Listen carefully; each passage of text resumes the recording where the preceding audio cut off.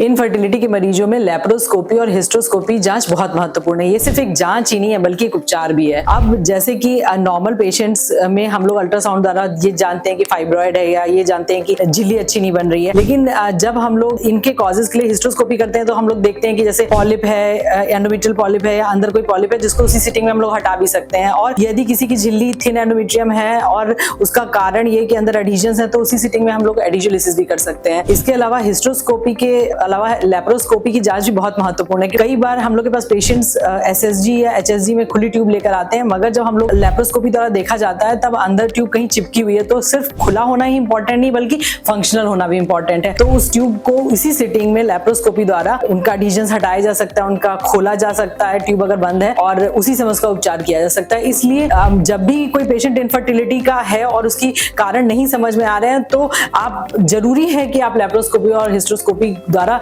उसको देख के समझ के और उसका उपचार कर सकें।